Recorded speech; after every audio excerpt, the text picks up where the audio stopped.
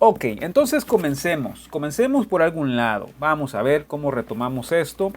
Si nos vamos a Éxodo 25, por favor, por ahí vamos a empezar. Estamos tratando de retomar lo que dejamos hace 3 semanas. Y si el Señor lo permite, pues de aquí en adelante vamos a procurar avanzar lo más que podamos.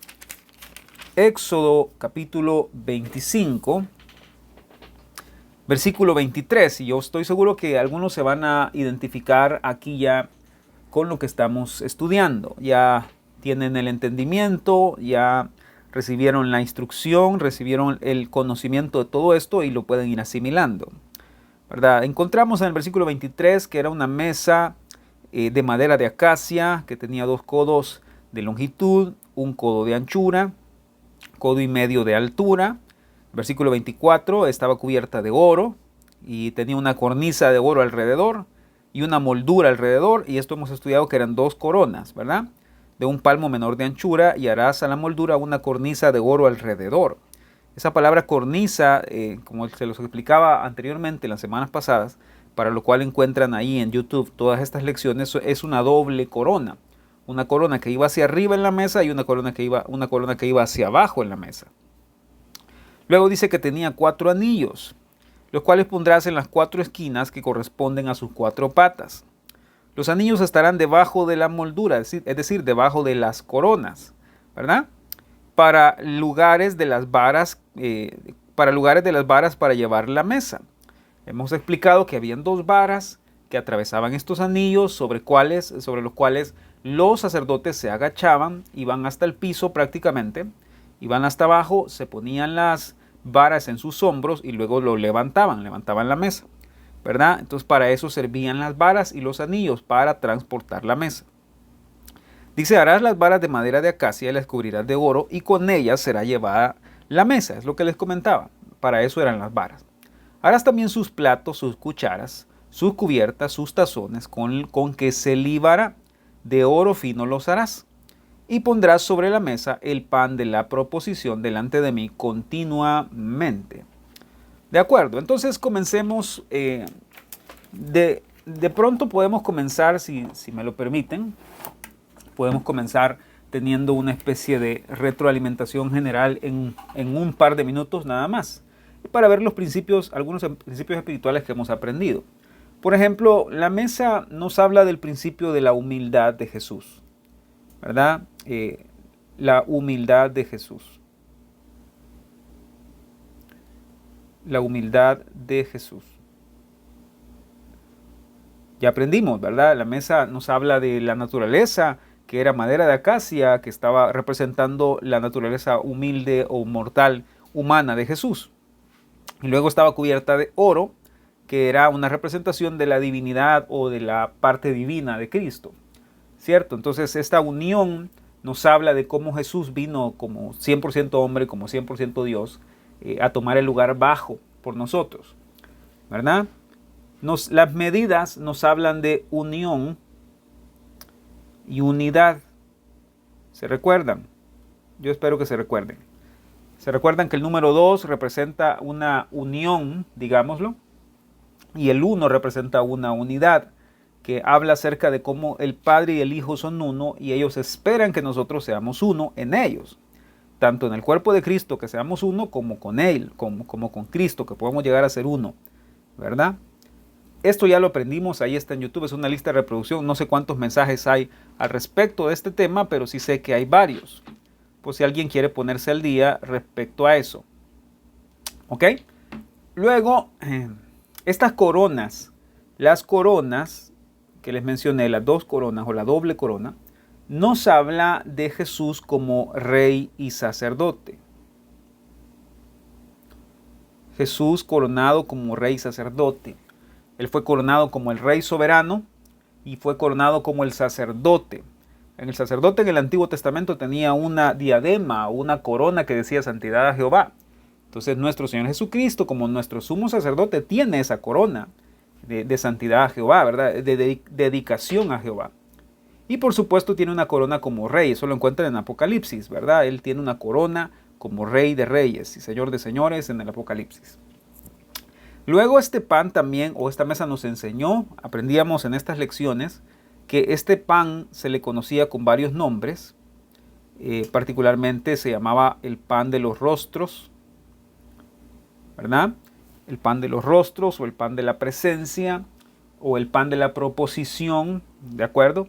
Y este pan nos habla, queridos hermanos, del deseo de Dios de que estemos frente a Él en todo tiempo, de que nos acerquemos a su presencia.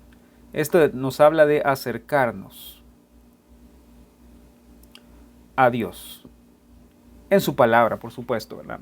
Era el pan de la presencia, era el pan donde Dios depositaba ahí su presencia en el lugar santo para que los sacerdotes pudieran tener acceso a tener comunión con Él. Y esa es la otra cosa. El número 5 nos habla de una nueva comunión.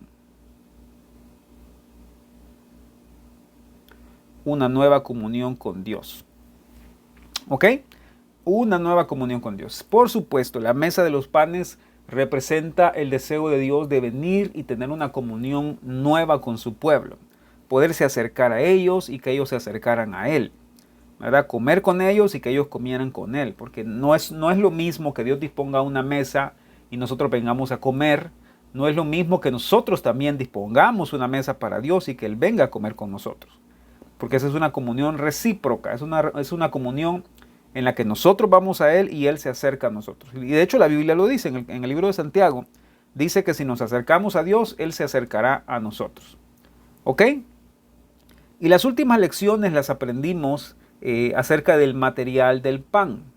¿Se recuerdan? El material del pan, lo voy a poner aquí, o la forma en la que estaba hecho el pan, como por ejemplo, ¿se recuerdan? Que era de flor de harina, que era harina cernida o harina, era trabajada, ¿verdad? La harina era molida, digamos.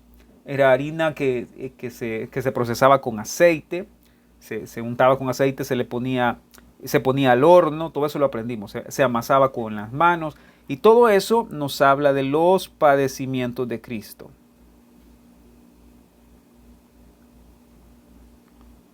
De los padecimientos de Cristo, de sus sufrimientos, ¿verdad? Y también nos enseñaba cómo Dios trata con nosotros a través de diferentes circunstancias y experiencias para convertirnos a nosotros en un pan, para que nosotros podamos ser un pan que sea usado para su gloria. Número 7, encontrábamos también otra cosa, el número de los panes. El número de los panes. ¿Qué era qué? El número 12 o el número de gobierno, ¿se recuerdan? Lo vimos la semana, hace 3 semanas prácticamente, hace 3 jueves. Vimos el número de los panes, que es el número 12 o el número de gobierno. Dios reina y gobierna por sobre todas las cosas con el número 12. ¿De acuerdo? ¿Estamos ahí? Muy bien. Entonces, miren qué vamos a hacer. Hoy vamos a retomar este tema. Ya el número 12 ya lo estudiamos bastante. Ya gracias a Dios lo pudimos ver prácticamente con detalle, ¿verdad? Y ahora vamos a meternos a estudiar prácticamente un nuevo tema que se los voy a explicar de la siguiente manera. Vamos a ver, vamos a dibujar y otra vez quiero que dibujen. A mí me gusta que dibujen porque usan su imaginación, ¿verdad? No somos buenos dibujantes, pero hacemos el intento de usar nuestra imaginación a la hora de estudiar, ¿verdad? Ok, entonces tenemos que esta mesa tenía todos estos pancitos, bueno, que en realidad, como les he dicho, no eran pancitos tan pequeños que digamos. Es decir, uno se imagina que eran panes pequeños, como pequeñas galletas, ¿verdad? Pero en realidad no, eran una especie de hogaza de pan o panes redondos, ¿verdad? Que se utilizaban. Y déjenme ver, aquí he puesto 12. Muy bien. Pero quiero que vean una cosa muy, muy, muy interesante. ¿De acuerdo? Y es lo siguiente. Sobre estos panes, queridos hermanos, se ponía franco incienso o incienso, ¿verdad? En otras palabras. ¿De acuerdo? Escuchen esto. Sobre estos panes, lo voy a poner de otro color para que ustedes lo puedan ver más claramente. Sobre estos panes se ponía incienso, acá arriba. Se ponía, según los comentaristas o historiadores, se ponía una especie de depósito con incienso, ¿verdad? Sobre cada uno. Y lo que pasaba era que el incienso que ponían lo encendían y el incienso pues se quemaba encima del pan y subía el incienso. Entonces voy a poner aquí incienso. Ok, entonces, ¿de qué nos habla esto? Porque ya aprendimos del material, de la altura, de la anchura, de la longitud, ya aprendimos del material del pan también, ¿verdad? El material de la mesa, material del pan. Ya aprendimos de las varas, porque aquí les vamos a colocar, si ustedes quieren, esta es una mesa muy sencilla en realidad, pero hacen falta las cornisas, es decir, las coronas, pero no las vamos a dibujar por tiempo, ¿verdad? Estaban las varas que estaban puestas sobre la mesa. Digamos que las cornisas estaban sobre este lugar, ¿verdad? Espero que estén dibujando conmigo. No me dejen solo con estos dibujos, ¿ok? Muy bien, entonces estaban estas cornisas, estas varas, estos anillos, etcétera, etcétera. Pero estaba este elemento del incienso que estaba sobre los panes. Ahora, pregunta, esto lo aprendimos con la pastora cuando ella compartió durante hace un tiempo que estábamos estudiando del altar del incienso. Nos compartió que el incienso que se usaba, el perfume que se usaba en el altar del incienso se hacía con 5 ingredientes especiales, ¿verdad? Eran 5 ingredientes y ella nos enseñó acerca de eso, ¿se acuerdan? Era la uña aromática, etcétera, etcétera, y estaba el ingrediente del incienso, ¿ok? Ahora, el incienso en la Biblia, ¿qué representa? Necesito que ustedes me contesten aquí en el chat. ¿Qué se acuerdan ustedes que representa el incienso? ¿Qué significa? A ver, alguien, ¿qué significa el incienso? El incienso puro en este caso, ¿verdad? A ver, si alguien puso, déjenme decirles, el incienso representa la fe. Ahora les voy a explicar de dónde nos sacamos que el incienso representa la fe. Eso ya lo enseñó la pastora. Solo le estoy trayendo a colación para que ustedes se recuerden mejor acerca de eso en conexión con este tema. Para eso nos vamos a ir a Cantares capítulo 4. Cantares capítulo 4. Cuando lo tengan, escriben amén, por favor. Cantares capítulo 4. Y vamos a irnos al versículo 13, por favor. Muy bien, dice: tus renuevos son paraíso de granados, con frutos suaves, de flores de aleña y nardos, nardo y azafrán, caña aromática y canela, con todos los árboles de incienso, mirra y aloes, con todas las principales especias aromáticas.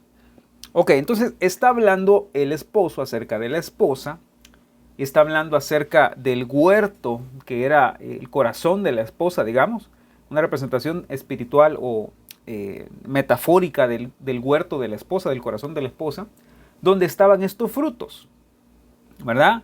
Que eran estos 9 diferentes frutos que ya los mencioné, son granados, flores de aleña, nardo, azafrán, caña aromática, canela, incienso, mirra y aloes. Esos eran 9 frutos que estaban en el huerto de la esposa. ¿Qué son estos frutos? Son características, cualidades, principios que tienen que irse formando en nosotros, frutos que tienen que irse formando en nosotros a medida avanzamos en el Señor, a medida crecemos en el Señor. De modo que, queridos hermanos, si el incienso está ahí como uno de esos ingredientes, o uno de esos frutos, o una de estas cualidades que estaban en el corazón de la esposa, ¿qué representa esto? Este está, a ver, lo voy a poner aquí en otro color, en Cantares, capítulo 4, versículo 13. ¿Cierto? Ok, ahora vámonos al Nuevo Testamento. Vámonos a Gálatas, capítulo 5.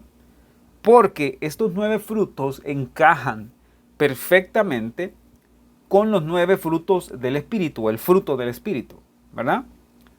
Estos son 9. Gálatas 5:22, por favor, si nos vamos para allá. Gálatas 5:22.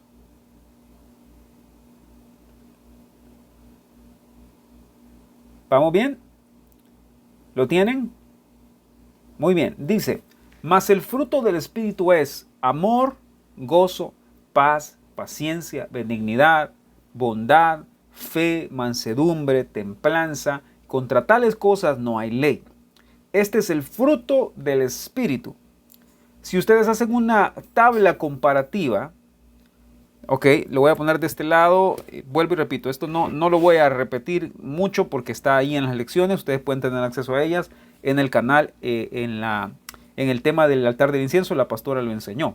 Ustedes pueden ir y ahí ella lo explica detenidamente todo esto. Yo solo estoy retomando para que vean de dónde lo sacamos, ¿verdad? Porque nos gusta tratar la manera de dar el fundamento de todo lo que decimos. Si ustedes hacen una lista de los 9 frutos de la esposa, 7, 8, 9, resulta ser que si hacen una tabla comparativa con los 9 frutos del Espíritu, digamos, se van a encontrar que el séptimo fruto, en este caso el séptimo fruto, es el incienso o árboles de incienso. Y la séptima cosa que menciona en Gálatas capítulo 5 como fruto del Espíritu, que es amor, gozo, paz, paciencia, benignidad, fe, se van a dar cuenta que es el número 7. ¿Ok? Es el número 7 también. Entonces, el incienso está conectado con la fe. Precisamente por eso. Aquí lo vamos a poner en Gálatas, capítulo 5, versículo 22. Precisamente por eso es que sabemos que el incienso representa la fe. Porque el fruto del Espíritu es paralelo al fruto que se forma en el corazón de la esposa. A medida que crecemos en Cristo, a medida que avanzamos en nuestra relación con Él, Él va formando todas estas cosas en nosotros, incluida una fe madura, incluida una fe genuina, verdadera, una fe que agrada a Dios. Entonces, ese es el tema de esta noche. Como les digo, probablemente no vamos a básicamente avanzar mucho si no estoy mal, porque es bastante lo que el Señor nos ha puesto que compartamos esta noche. Pero vamos a hacer lo que podamos, ¿de acuerdo? Si no puedo terminar este tema hoy, pues seguimos la otra semana. Si el Señor viene en esta semana y nos viene a recoger, pues que nos encuentre estudiando de la mejor manera que podamos. No hay prisa, ¿de acuerdo?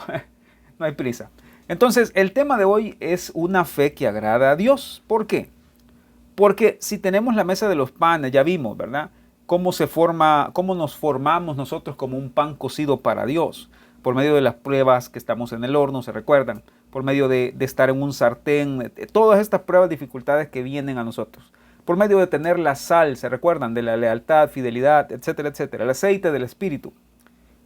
Todo eso también debe tener, además de todas esas cosas, escuchen, un toque o una porción de incienso puro. Así como está ejemplificado aquí en este dibujo, debemos tener incienso puro, es decir, una fe pura si queremos realmente agradar a Dios. Dios dio las instrucciones de cómo tenía que presentarse en los panes de la mesa de los panes de la proposición. Entonces tenía que tener, obligatoriamente tenía que tener el incienso. Si los panes no tenían el incienso, no era una ofrenda agradable para Dios. De la misma manera, si nosotros queremos ser una ofrenda agradable para Dios, tenemos que tener incienso de fe, tenemos que tener fe pura, fe genuina en nosotros. ¿De acuerdo? Entonces vamos a trabajar ahorita. Vámonos por favor a Gálatas capítulo 2, versículo 20. Si el Señor lo permite, vamos a estudiar cuál es una fe que agrada a Dios o cuál es una fe pura, verdadera, ¿verdad? Gálatas capítulo 2.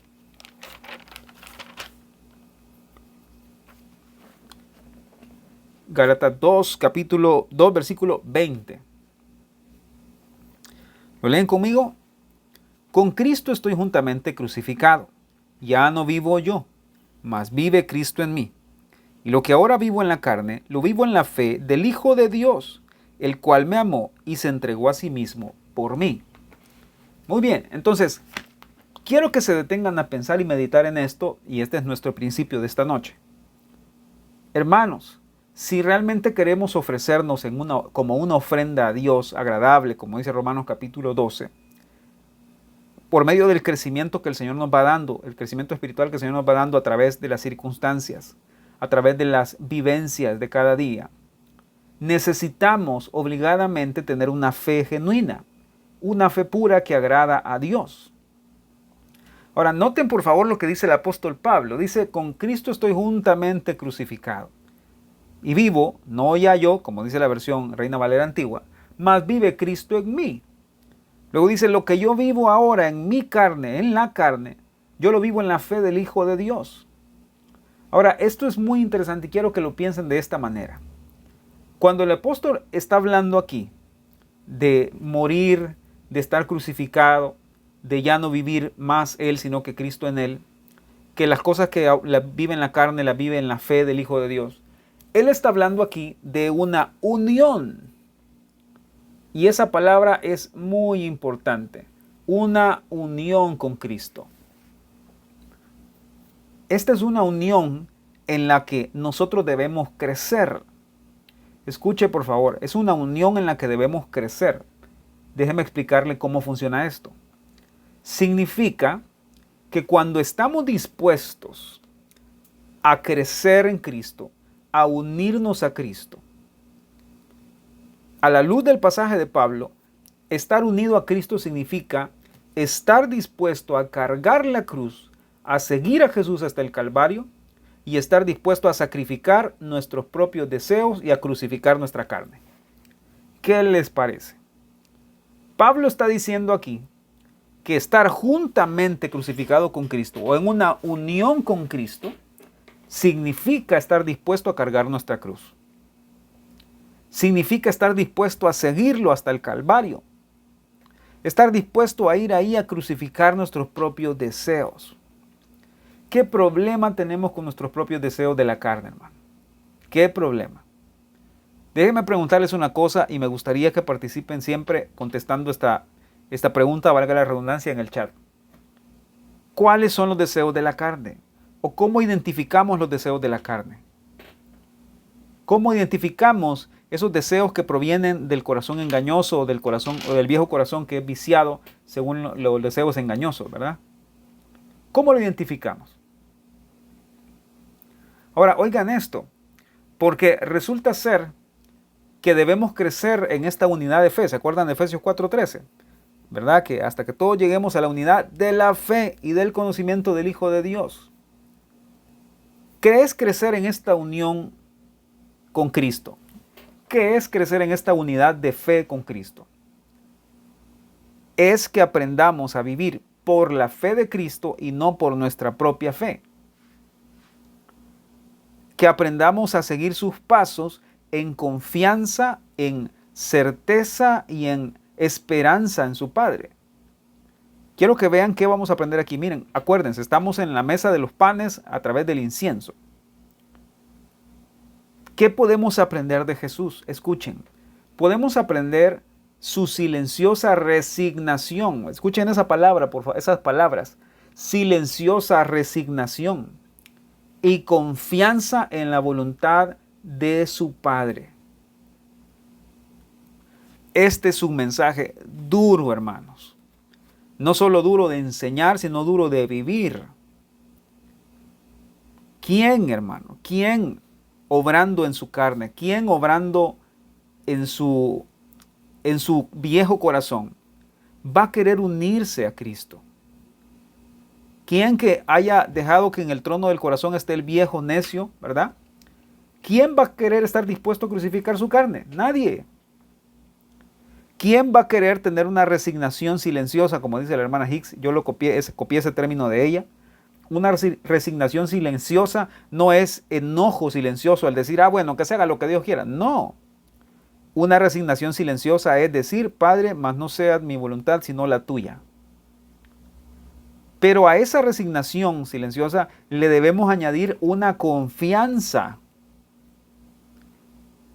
Miren lo que estoy tratando de darles a entender.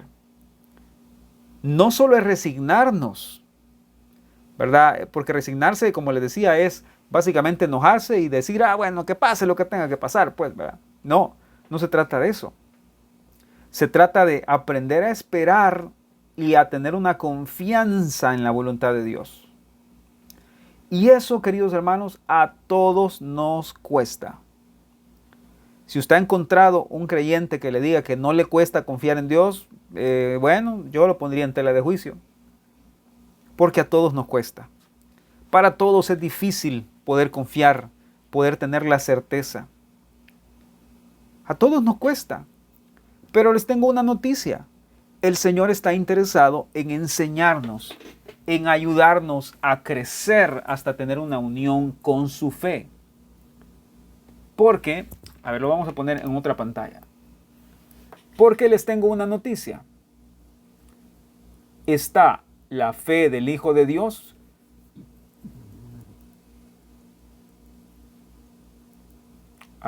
está la fe del Hijo de Dios y está mi propia fe. Está la fe del Hijo de Dios y está mi propia fe. Por eso la Biblia nos llama a crecer en la unidad de la fe del Hijo de Dios. Por eso Pablo decía aquí, lo que ahora vivo, lo vivo en la fe del Hijo de Dios. ¿Ok?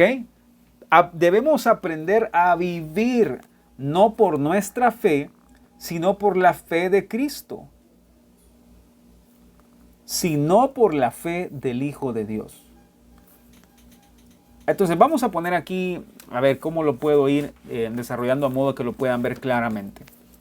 ¿Cómo es mi fe? ¿Y cómo es la fe del Hijo de Dios?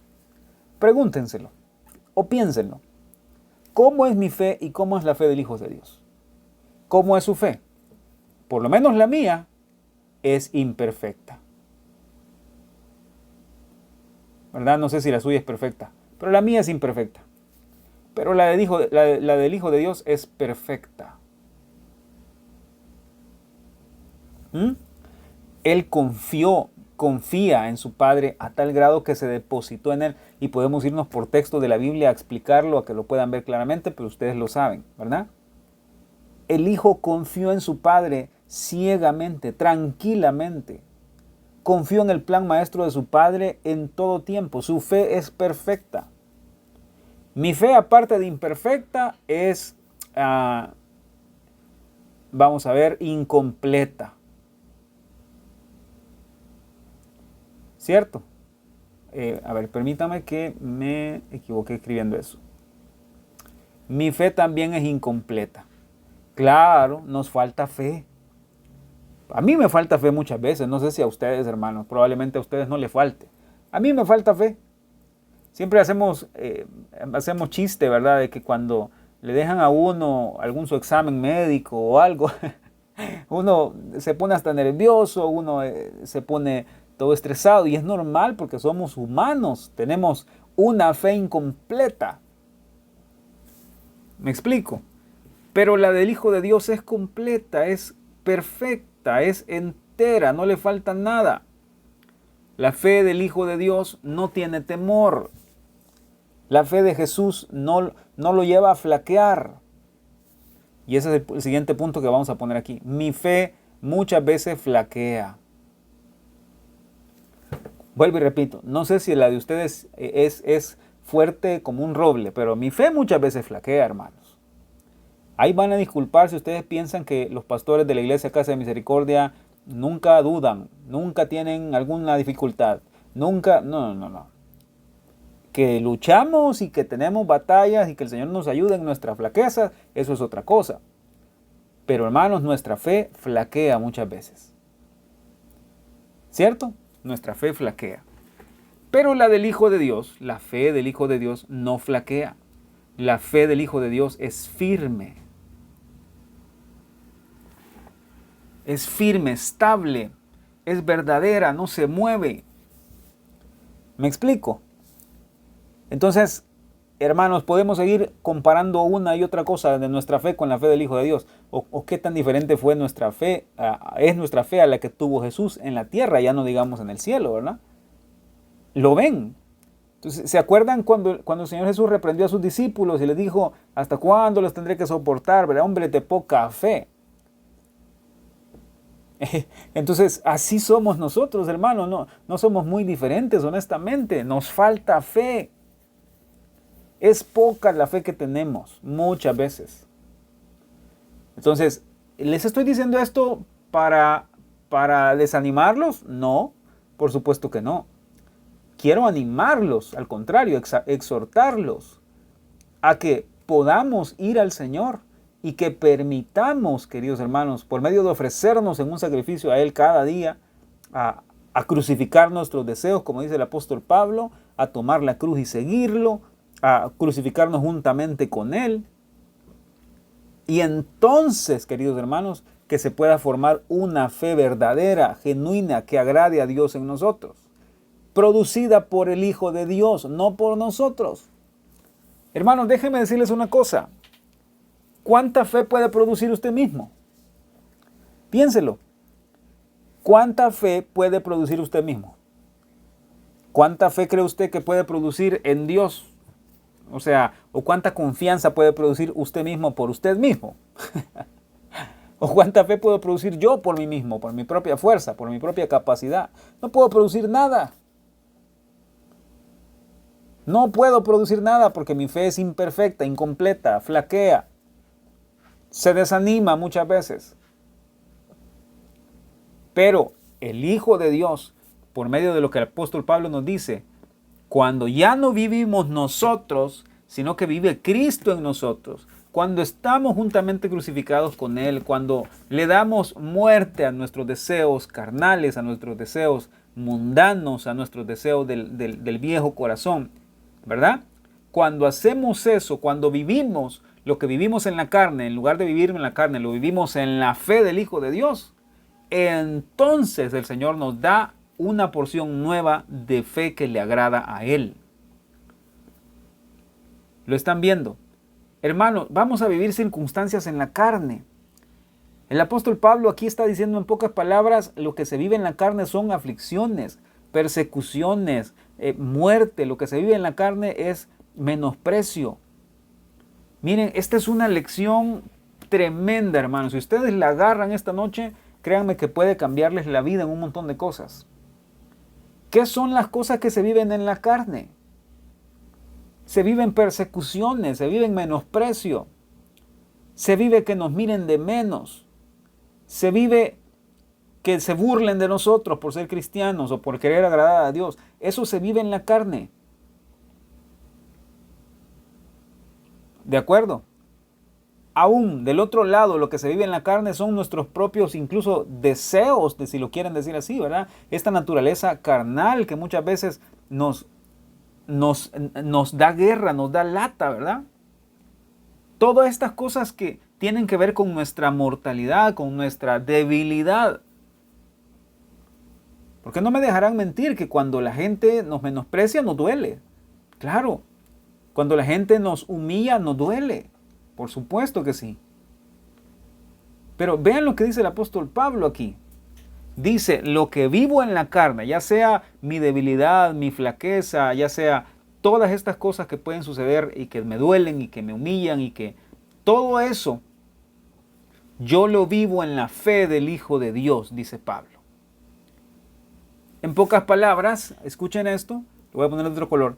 En pocas palabras, Pablo dice, todo lo que yo vivo estando crucificado con Cristo, dejando que Cristo vive en mí y ya no yo, ya no hacer mis deseos, sino los de Él, no lo hago a través de mi fe, dice Pablo, porque mi fe es imperfecta, incompleta, flaquea, es débil, sino que lo hago en la fe del Hijo de Dios, porque la fe del Hijo de Dios es perfecta, completa, firme, estable, no se mueve. ¿Lo están viendo? Espero estarme dando a entender. Ok, vámonos a Hebreos capítulo 11, por favor. Por supuesto, ¿a dónde más vamos a encontrar los principios acerca de la fe si no es en Hebreos capítulo 11? Por cierto, también en el canal está una serie de videos también que enseñó la pastora, por cierto, de Por la Fe. ¿Se recuerdan? Ella enseñó pues me imagino que hace como unos 3 años comenzó a enseñar sobre la fe y habló acerca de la fe de Abraham. ¿Se recuerdan? La fe. Y escuchen esto, por favor. Dios lo que desea, hermanos, es que nos ofrezcamos a Él en sacrificio, a Él en ofrenda, ¿verdad? Y que esta fe pura, la fe de Cristo en nosotros, es la que nos vuelve un sacrificio aceptable para Él. Miren pues, si tenemos una fe imperfecta, incompleta y que flaquea, y con eso pretendemos nosotros agradar a Dios, estamos equivocados. Pero les voy a enseñar, si el Señor lo permite ahorita, en los siguientes minutos, cómo podemos agradar a Dios o cómo podemos tener una fe que agrade a Dios. Vean lo que dice el capítulo 11, versículo 6. Pero sin fe es imposible agradar a Dios, porque es necesario que el que se acerca a Dios crea que le hay y que es galardonador de los que le buscan. Oigan, por favor, aquí no dice el autor de Hebreos, que los eruditos piensan que fue el apóstol Pablo, no dice que es bien difícil agradar a Dios sin fe. No dice eso. Dice es imposible agradar a Dios. Es imposible agradar a Dios. Ahora, les voy a leer algo que la hermana Hicks escribió en su libro y que se lo voy a leer textualmente porque me encantó cómo lo escribió ella y creo que está bien explicado. Escuchen lo que dice. Con frecuencia, Dios permite que nuestra fe falle. ¡Wow! Hermanos, piénsenlo. Dios permite muchas veces que nuestra fe falle para mostrarnos que nuestra fe no es pura, que nuestra fe es corrupta, digámoslo así, o es imperfecta, es algo que nosotros queremos producir, ¿verdad? Dice que Dios permite que nuestra fe muchas veces falle para mostrarnos que nuestra fe no es pura, pero que la fe de Cristo no falla nunca. Entonces voy a explicarles esto en términos más sencillos. Todavía nos vamos a ir a la parte más práctica para que lo puedan ver de la forma más sencilla posible. Que yo pueda explicárselos de la forma más sencilla, como les digo. Escuchen. ¿Qué hace usted cuando su fe flaquea? ¿Qué hace usted cuando su confianza en Dios está débil? Piénselo. ¿Qué hace cuando usted siente que no puede confiar o no puede tener la certeza de que Dios tiene el control? ¿Qué hace usted? Contésteme por favor en el chat. ¿Qué hace cuando usted siente que su fe está flaqueando? Y hay infinidad de ejemplos en la Biblia, ¿verdad? De los discípulos de Jesús que iban en la barca, es un ejemplo de eso, ¿verdad? Iban en la barca y empezó a llover, ¿se acuerdan? Y hubo tormenta y azote y ellos sentían que se morían y le gritaban al maestro y él se despertó y calmó el mar. ¿Qué hacemos cuando nuestra fe flaquea? ¿Qué hacemos cuando nuestra confianza en Dios es débil? Miren, lamentablemente muchas veces lo que realmente hacemos es frustrarnos y nos alejamos de Dios. Nos enojamos, nos frustramos, nos deprimimos, nos alejamos de Dios. Decimos, es por gusto, a mí Dios no me escucha, es por gusto, Dios no se fija en mí, Dios no tiene cuidado de mí. Pero miren, este es el principio. El principio de la fe que agrada a Dios es que no es mi fe imperfecta, incompleta y que flaquea. El principio de tener una fe que agrada a Dios es aprender a ir al lugar correcto para solicitar, para pedir, para suplicar, para que Dios nos ayude por medio de su fe, de la fe de Cristo, a no desmayar, porque no es nuestra fe. Ya les dije, nuestra fe falla. Y cuando nuestra fe falla, y cuando nuestra confianza falla en Dios, nuestra confianza en Dios falla, nos alejamos, nos frustramos, nos enojamos, porque pensamos y decimos que Dios no lo va a hacer, que Dios es impotente en el sentido de que no puede hacer algo por mí o no tiene el deseo de hacer, etcétera, etcétera. Esto es lo opuesto, hermanos. Lo que debemos hacer cuando nuestra fe flaquea, cuando nuestra confianza es débil en Dios, lo que debemos hacer es fortalecernos en la fe de Cristo. Si Jesús mora en usted, entonces Él puede hacer que nuestra fe débil, que su fe débil e imperfecta se fortalezca en Él. Por eso la Biblia dice que Él se perfecciona en nuestra debilidad. ¿Lo están viendo, queridos hermanos? Él se perfecciona en nuestra debilidad. Y ahora vamos a ver otro ejemplo clásico también que lo hemos estudiado en la iglesia. Vámonos a Marcos capítulo 9. Marcos 9.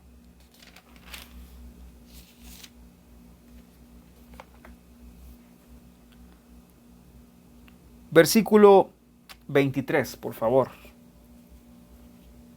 Marcos 9, 23. Cuando lo tengan, me escriben un amén. No les puedo decir ahí, lo escriben un fuerte amén.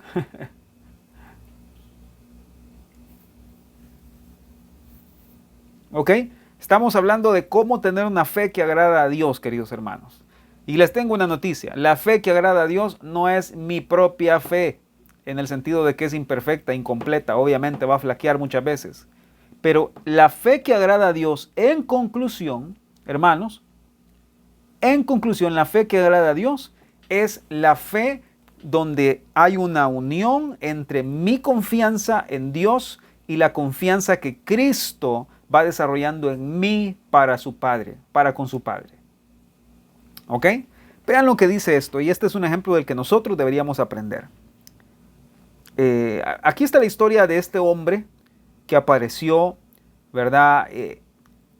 A suplicar por su hijo, ¿verdad? Que tiene un espíritu mudo. Esto era un demonio, ¿verdad? Un espíritu que estaba atormentando a este muchacho. Dice el versículo 18, el cual donde quiera que le toma, le sacude y echa espumarajos, y cruje los dientes y se va secando.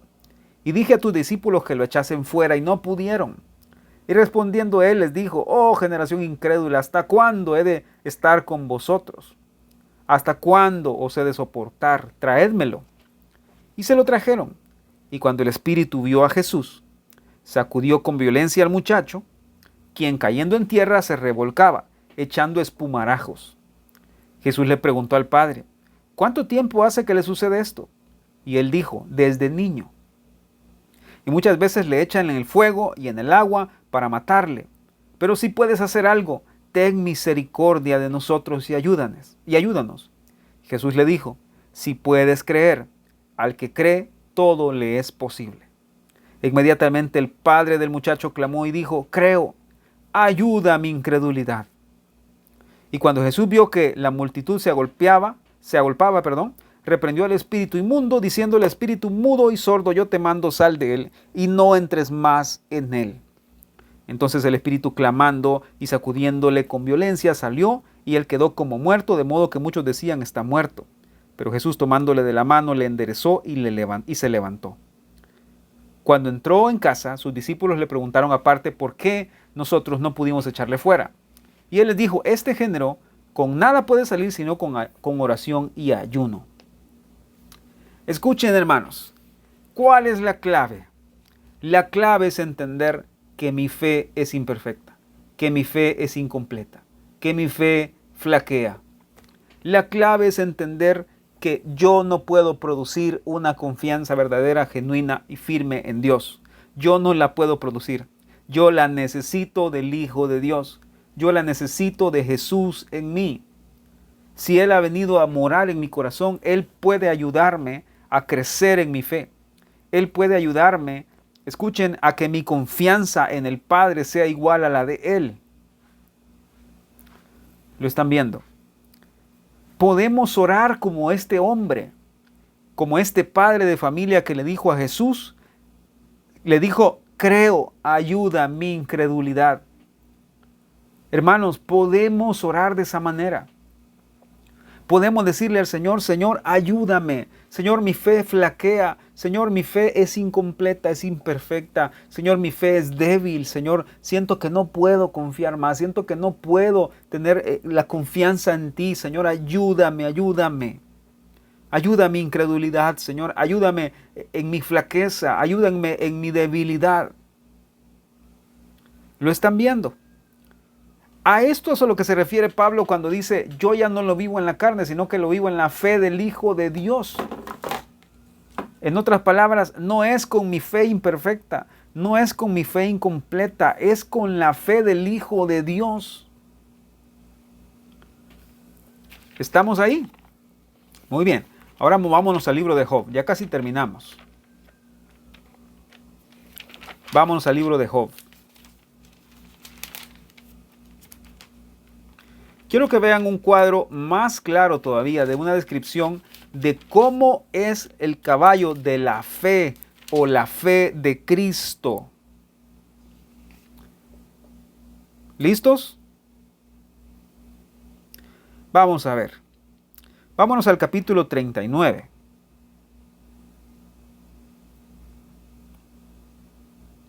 Capítulo 39.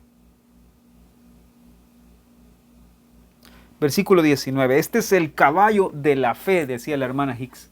No lo vamos a estudiar detenidamente, sino a grandes rasgos, solo para que puedan ver. ¿De qué estamos hablando? Esta es la fe del Hijo de Dios. Esta es la fe de Cristo. La fe que Cristo deposita en nosotros y la fe en la cual debemos crecer nosotros. Porque nosotros somos imperfectos, incompletos, débiles. Nosotros no tenemos la fuerza, pero Él sí la tiene. Y luego les voy a dar un principio precioso para terminar. Leamos el versículo 19, por favor. ¿Lo tienen? 39, 19. Dice lo siguiente. ¿Diste tú al caballo la fuerza? ¿De qué está hablando? Este caballo es el caballo de la fe o la fe de Cristo o la naturaleza de la fe de Cristo, decía la hermana Hicks. Para empezar, tiene fuerza. Dice, ¿tú diste la fuerza al caballo? ¿Vestiste tú su cuello de crines ondulantes? ¿Le intimidarás tú como a langosta? A la fe, ¿verdad? Está hablando de la fe de Cristo. El resoplido de su nariz es formidable. Escarba la tierra, se alegra en su fuerza. Sale al encuentro de las armas, es decir, no se amedrenta, no tiene temor. Es la fe de Cristo, perfecta, completa, firme. La fe de Cristo no tiene temor, no se amedrenta ante los enemigos. Escarba la tierra porque está lista para la batalla, está lista para pelear por nosotros. Luego dice, hace burla del espanto y no teme, ni vuelve el rostro delante de la espada, no tiene temor a la espada. Contra él suenan la aljaba, el hierro de la lanza y de la jabalina, y él con ímpetu y furor escarba la tierra, sin importarle el sonido de la trompeta. Antes como que dice entre los clarines, ¡ea! Y desde lejos huele la batalla, el grito de los capitanes y el vocerío. Hermanos, qué tremendo este pasaje. El caballo, esta fuerza del caballo no es otra cosa que una representación de la fe del Hijo de Dios. La fe del Hijo de Dios es esta fe que nos fortalece en la debilidad. La fe del Hijo de Dios es la que nos toma de la mano, nos levanta en nuestra fe imperfecta, incompleta, y se pone a pelear por nosotros, con nosotros. El caballo era este animal en el que el guerrero se tenía que subir para pelear la batalla. De la misma forma, hermanos, nosotros y nuestra fe imperfecta debe aprender a subirse, digámoslo así, en la fe del Hijo de Dios, porque ella pelea por nosotros. La próxima vez que usted se sienta flaquear, que se sienta débil, que se sienta incompleto en su fe, en su confianza, vaya a la fe de Cristo, vaya a la fe del Hijo de Dios, porque Él pelea por nosotros. Él no se amedrenta ante los enemigos, Él no tiene temor del espanto, no tiene miedo a la espada. Cuando Él ve la batalla frente a Él, cuando el Hijo de Dios ve la batalla espiritual, no tiene temor, sino que empieza a escarbar la tierra, empieza como dice aquí, por ejemplo, donde les quiero leer, dice, permítame, el resoplido de su nariz es formidable. Aquí donde está el pasaje que quería ver. Versículo 21, escarba la tierra y se alegra en su fuerza. Ven, dice 2 veces que escarba la tierra. Porque la fe del Hijo de Dios, la fe del Hijo de Dios, el Verbo divino de Cristo, no se amedrenta ante las batallas espirituales. Al contrario, la fe del Hijo de Dios lo que hace es prepararse, escarbando la tierra, pisoteando la tierra, listo para la batalla. Cuando nuestra fe es imperfecta, cuando nuestra fe es incompleta, cuando nuestra fe no puede más, no puede confiar, la fe del Hijo de Dios puede levantarnos, puede pelear por nosotros y puede enseñarnos a tener una fe verdadera, genuina y una confianza plena en Dios. ¿Es eso tremendo o qué?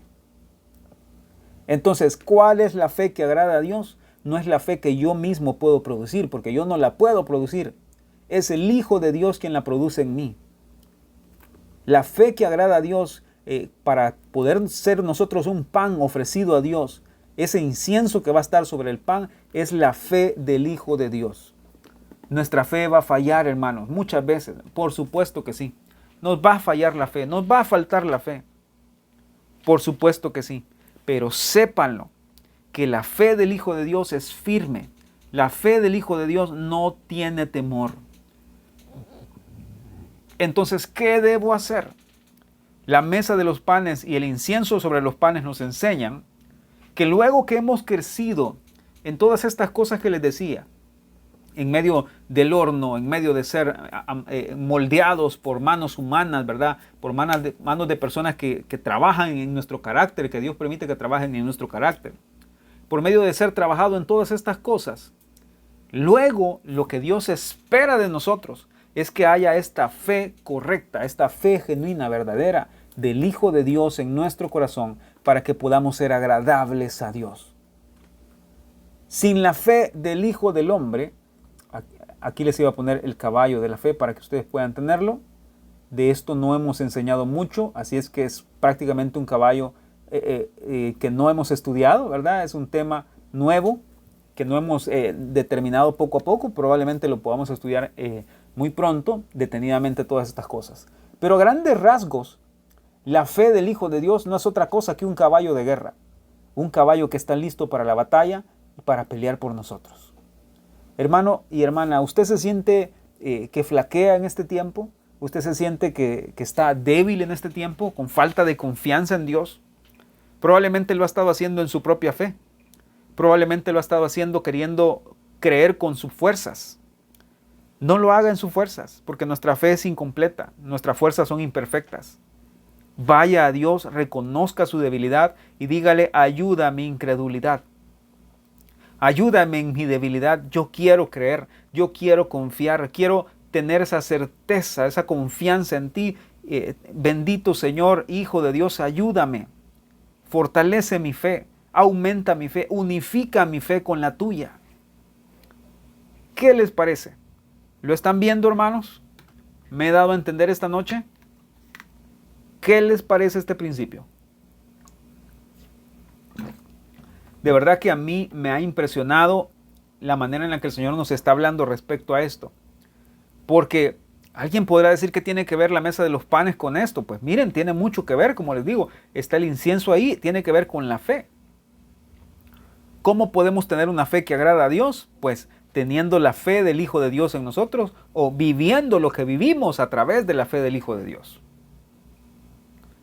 Créanme que cuando el Hijo de Dios una su fe a la nuestra, o cuando unimos nuestra fe a la fe del Hijo de Dios, nuestra fe no va a faltar. Porque no es nuestra capacidad, no es nuestra fuerza, no es nuestra habilidad, sino la capacidad del Señor en nosotros. ¿De acuerdo? Entonces, bueno, vamos a dejarlo hasta ahí porque ya son las 8 de la noche.